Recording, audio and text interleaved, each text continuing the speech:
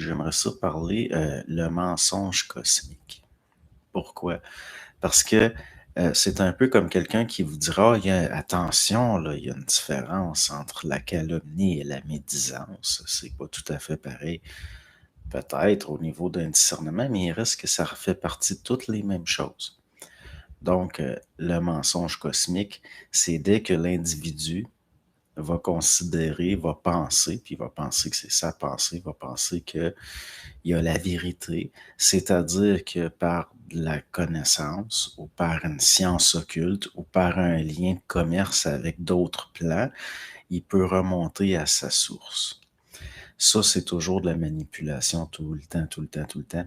Puis peu importe la forme que ça va prendre, peu importe les dérives que ça va prendre, c'est tout le temps du mensonge, c'est tout le temps de la manipulation. L'être humain n'a pas été éduqué à comprendre que l'invisible est menteur. Donc, c'est comme ceux qui veulent instruire les morts. Il y a beaucoup de gens dans le supramental qui sont des instructeurs du plan de la mort. Or, le problème avec ces plans-là, c'est que même si on procède à un dévoilement de la forme, il n'y a rien qui peut être vérifié empiriquement.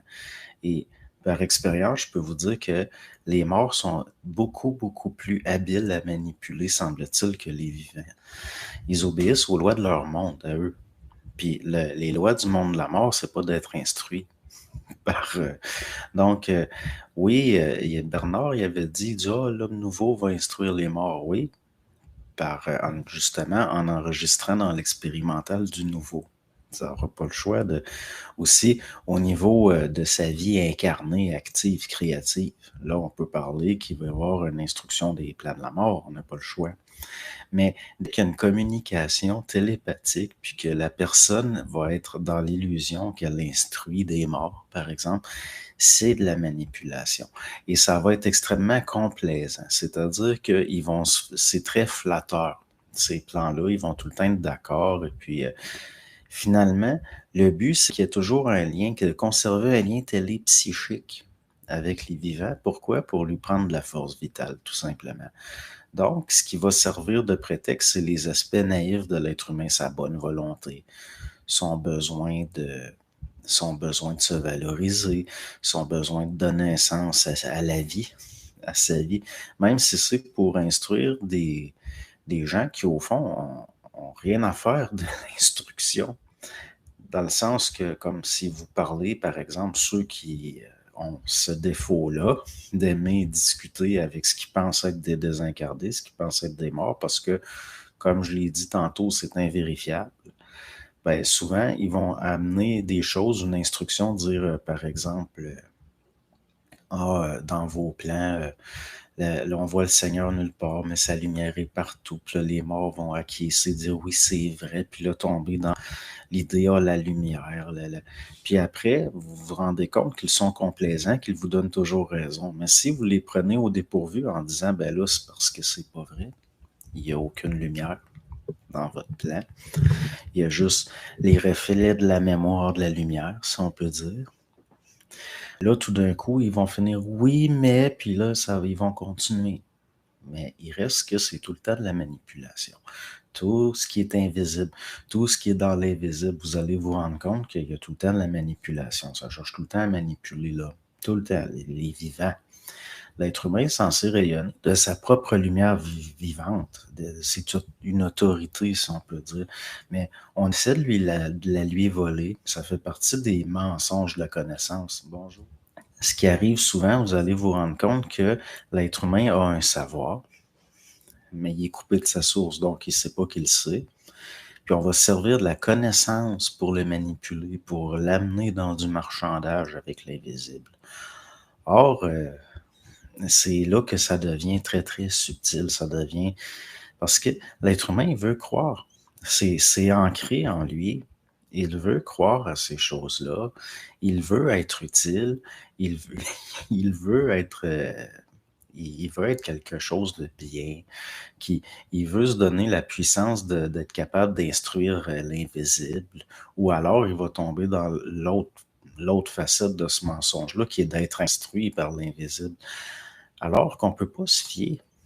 On ne peut pas se fier d'aucune façon. Il faut être vraiment pas. Comme par exemple, il y en a que ils vont être dans le supramental, puis ils vont dire, ben, moi, je préfère instruire les morts, parce que les vivants sont des têtes de cochon, puis les morts sont beaucoup plus reconnaissants.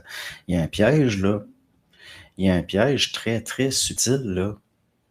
C'est pas bon signe que les morts soient pas têtes de cochon, qu'ils soient complaisants, qu'ils soient flatteurs, qu'ils soient satisfaits et qu'ils aient tant d'amour pour l'être vivant qui va les instruire, entre guillemets. Le seul but, c'est d'être en lien télépsychique avec du vivant pour se nourrir de la lumière de l'homme. C'est encore un jeu de dupe. Donc, tête de cochon, ben oui. La lumière que l'invisible reflète est celle que les gens envoient. Ça fonctionne par réflexion. Et voilà. C'est pour ça que cette idée-là, c'est d'être soit instruit par l'invisible, soit d'avoir la capacité d'instruire l'invisible, peu importe le plan, ça va faire partie de ce qu'on pourrait appeler le mensonge cosmique. C'est quoi ça? Le mensonge cosmique? Ben, c'est le fait que l'être humain, au fond, il y a des contreparties sur chaque plan. Puis ici, justement, il se vidait de l'idée de la connaissance, il se vidait de l'idée que par la science occulte ou par la connaissance, il peut remonter à sa source. Ça se ferait tout seul. C'est-à-dire que si on se débarrasse d'une certaine subjectivité, il va s'aligner des corps. Puis à un moment donné, ça va passer. Je veux dire, pas besoin de... C'est pour ça que j'ai de la difficulté avec tous les enseignements ésotériques qu'il y a eu. Peu importe le courant, peu importe, peu importe l'école, peu importe le type de connaissance par rapport à l'occulte. Pourquoi est-ce qu'on parle de connaissance occulte? Je veux dire, pourquoi on parle de l'invisible? C'est parce que justement, on est ignorant, mais pas ignorant dans le sens qu'on ne sait pas. Ignorant dans le sens qu'on veut croire. On veut croire et puis ce qui fait notre affaire, c'est des choses qui font notre affaire. Or, on devrait toujours se méfier. C'est pour ça qu'il est écrit de prier le Père seul. Si on sort du côté théologique de ça, puis tout ça, de ne pas prier des morts. Il y a quelque chose là-dedans qui ne marche pas. L'être humain perd de l'énergie, il perd de la lumière. En tout cas, puis même quand il y a des contacts avec ce qu'on pourrait appeler des entités très brillantes, là, qui justement vont apporter des preuves vérifiables, puis des choses comme ça, il reste que ça reste dangereux. Ça reste toujours dangereux dans le sens que il va toujours y avoir un aspect de manipulation. Il y en a tout le temps un. L'être humain doit s'instruire à sa source, à lui, puis il doit manifester son intelligence à lui. Puis c'est là que ça devient complexe. Pourquoi je voulais, par rapport à ces intelligences-là, il y a quelque chose qui m'est venu, c'est reparti.